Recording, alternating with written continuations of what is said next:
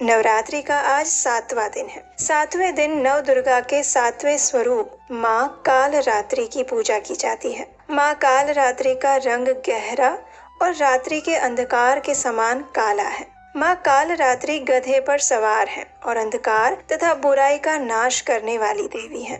काल रात्रि दो शब्दों काल यानी समय और रात्रि यानी रात से मिलकर बना है। काल को हरने वाली माँ काल रात्रि का स्वरूप अत्यंत उग्र और रौद्र है, जो भयानक अट्टहास्य कर रही है। जब माता पार्वती ने शुंभ निशुंभ और रक्त बीज को मारने के लिए अपना सुनहरा रंग त्याग दिया और क्रोध से भर गई, तब वे काल रात्रि कहलाई। दानवों का संहार करने के लिए वे गधे पर सवार होकर हाथ में अस्त्र शस्त्र धारण कर युद्ध मैदान में आ गई। माँ का ये रूप अत्यंत रौद्र और भयावह है, लेकिन माँ काल रात्रि अत्यंत दयालु और कल्याणकारी है। माँ आद्य शक्ति ने ये स्वरूप शुंभ निशुंभ और रक्त जैसे दुष्ट दानवों का सर्वनाश करने के लिए धारण किया था। देवताओं की रक्षा के लिए नवरात्रि के 7वें दिन माँ काल रात्रि प्रकट हुई थी। माँ काल रात्रि अर्थात माँ काली अपने भक्तों को भय और अकाल मृत्यु से बचाने वाली देवी है, जो नव दुर्गा का रुद्र रूप है। नवरात्रि के 7वें दिन माँ काली की पूजा अर्चना की जाती है। जब माता पार्वती ने क्रोधित होकर रौद्र रूप धारण किया तो उनका रंग काला हो गया, इसलिए उन्हें माँ काली या फिर माँ काली का भी कहा जाता है। माँ काली की पूजा आराधना करने से जीवन में सभी प्रकार के भय से मुक्ति प्राप्त होती है। माँ काली की पूजा आराधना से व्यक्ति हर प्रकार की सिद्धियां भी प्राप्त कर सकता है और तंत्र मंत्र करने वालों के लिए माँ काली की पूजा विशेष रूप से लोकप्रिय मानी गई है, क्योंकि उनकी पूजा मध्य रात्रि को करने का विधान है। महाकाली को दुष्टों का विनाश कर अपने भक्तों की रक्षा करने के लिए जाना जाता है, इसलिए उन्हें वीरता और साहस का प्रतीक माना गया है। माँ आद्य शक्ति ने अपने विभिन्न स्वरूपों में महिषासुर, धूम्रलोचन, तारकासुर, बाणासुर, चंडमुंड जैसे अनेक दानवों का वध किया था। देवी दुर्गा ने महाभयंकर रक्त बीज का वध करने के लिए अपने तेज से माँ काल रात्रि को उत्पन्न किया। माँ काल रात्रि भक्तों का उद्धार करने वाली देवी है। वो भक्तों को रिद्धि सिद्धि प्रदान करने वाली देवी है। असुरों का वध करने के लिए वे काल रात्रि बनी। उनका शरीर रात के अंधेरे के समान काला है और उनके बाल बिखरे हुए हैं। गले में विद्युत यानी मस्तकों की माला पहनी हुई है। उनके 4 हाथ हैं, एक हाथ में खड्ग है, दूसरे हाथ में लोहे का कांटा है। इन अस्त्र शस्त्र के साथ माँ काली ने रक्त बीज का वध किया था। उनके 3 नेत्र हैं और क्रोधित होने के कारण उनके श्वास से अग्नि की ज्वाला प्रकट होती है, जिससे सभी दानव जलकर भस्म हो रहे थे। माता पार्वती ने देवी काल रात्रि का ये स्वरूप क्यों धारण किया, तो उसके पीछे भी एक सुंदर पौराणिक कथा छिपी हुई है। आइए उसी कथा का श्रवण करते हैं। इस कथा के अनुसार शुंभ निशुंभ और रक्त बीज नामक दैत्यों ने अपना अत्याचार तीनों लोकों में फैला दिया था। रक्त बीज अत्यंत शक्तिशाली था और उसका बल उसके रक्त में था, क्योंकि जब रणभूमि में कोई भी योद्धा उस पर अस्त्र या शस्त्र से प्रहार करके उसे घायल करने का प्रयास करता और उसके शरीर के अंगों से लहू की बूंद भूमि पर गिरती, तो उस रक्त की बूंद से उसके जैसे अनेक क्रूर दैत्य हाथ में शस्त्र लिए खड़े हो जाते थे। जहाँ जहाँ भी उसके रक्त की बूंदें गिरेंगी, वहाँ उसके जैसा शक्तिशाली राक्षस उत्पन्न हो जाएगा।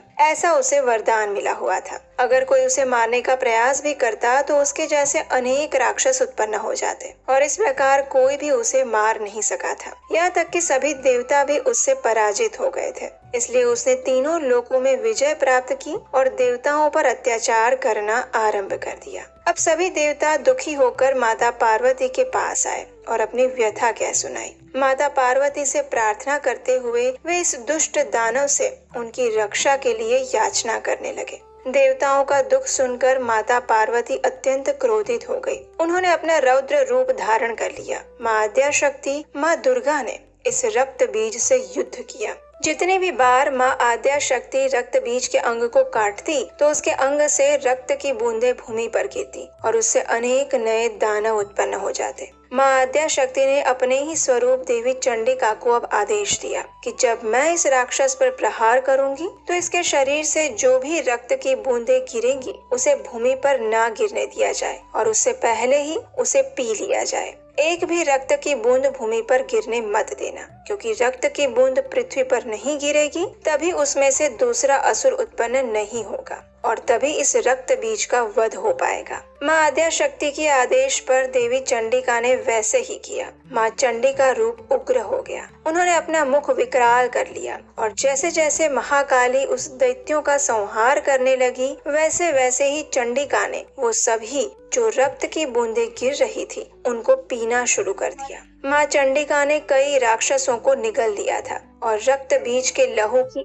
एक बूंद भी धरती पर गिरने से पहले ही देवी चंडिका ने पी ली थी। इस प्रकार अंत में माँ आद्या शक्ति ने अपने इस रूप से रक्त बीज का नाश किया और देवताओं की रक्षा की। उसी तरह आज भी माँ काली अपने भक्तों के जीवन में आने वाली कठिनाइयों को दूर कर उनकी रक्षा करती है, जीवन में सुख समृद्धि प्रदान करती है। महाकाली का नाम लेने मात्र से बुरी शक्तियाँ भयभीत होकर भाग जाती हैं। माँ कालरात्रि की पूजा विधि विधान से करनी चाहिए। इस पूजा को सुबह जल्दी करने की सलाह दी जाती है, इसलिए इस दिन सुबह ब्रह्म मुहूर्त में उठकर स्नान करके स्वच्छ हो जाएं। फिर गंगा जल अथवा गौमूत्र से घर और पूजा घर को शुद्ध करें। लाल वस्त्र पहनकर कलश की संपूर्ण विधि के साथ अक्षत, सिंदूर, पुष्प से पूजा करें। माँ का आवाहन करें, उनकी पूजा करें, उनके समक्ष दीपक जलाएं, पुष्प, सिंदूर, अक्षत आदि से विधि पूर्वक पूजा करें और पूजा करते समय इस मंत्र का जाप करें। ओम कालरात्रे नमः।